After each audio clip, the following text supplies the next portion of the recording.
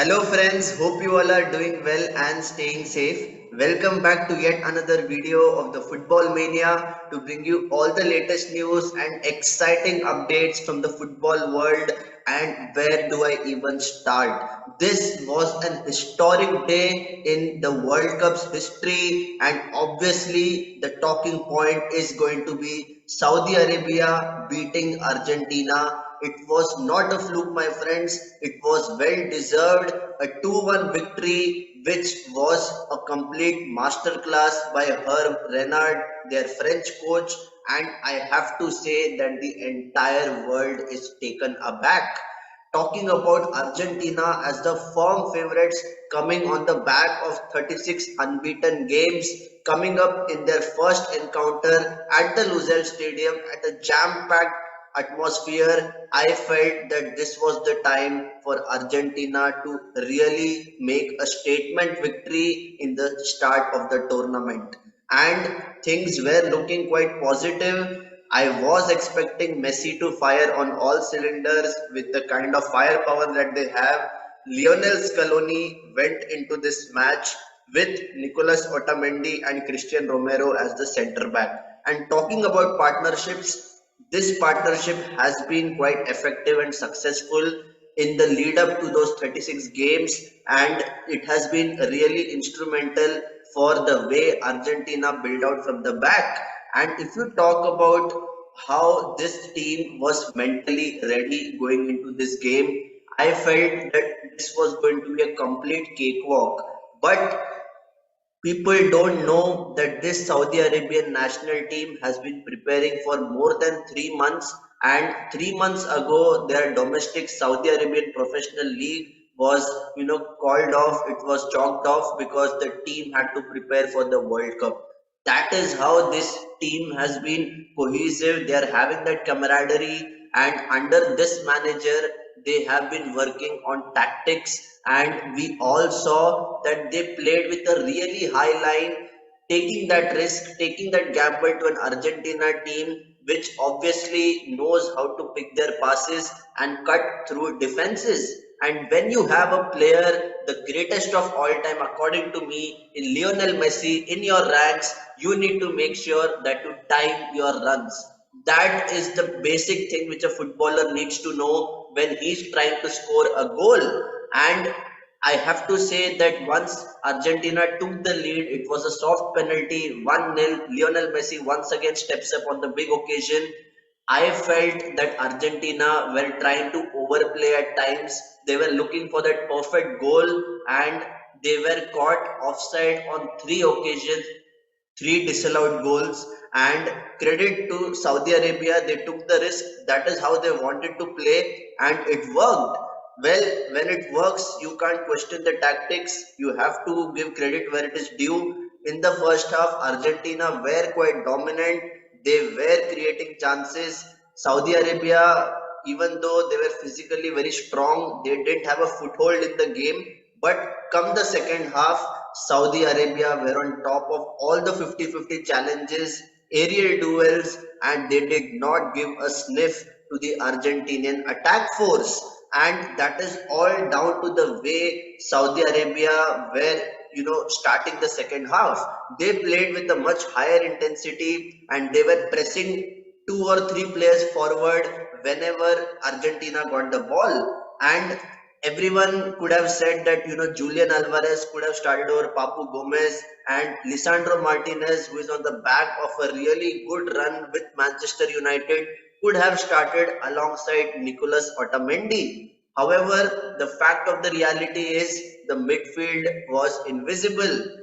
If you talk about Rodrigo De Paul and Leandro Paredes, these two have been the stalwarts in the midfield like a Rolls Royce, and they have been dictating the tempo of the game.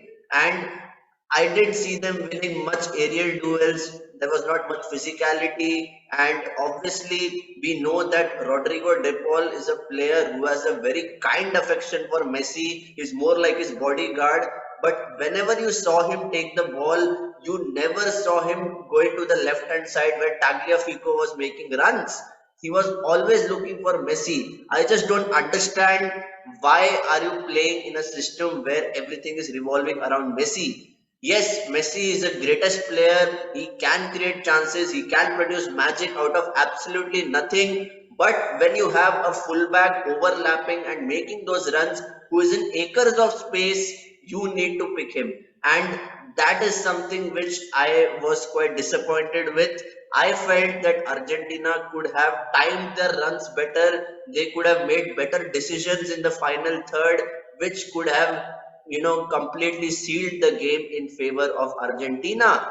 But in the second half, we saw Al Shehri and Al Dawsari with two absolutely incredible goals coming up against the run of play, but they were really timely, and in the manner in which Argentina conceded those goals is just baffling. And let's remember that Saudi Arabia is a team which is not even ranked in the top 50, and they have completed or they have finished the unbeaten run of Argentina of 36 games. Italy are still the longest team with having the best number of matches going unbeaten, that is 37.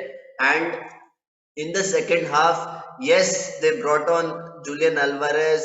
They kind of changed the midfield as well. They were looking to, have Acuna as the left back, and Tagliafico was not very effective in those half spaces and in the attacking third. And I was expecting Argentina to respond, and there was no desire. I was feeling that everything was in front of Saudi Arabia, and always the goalkeeper of Saudi Arabia.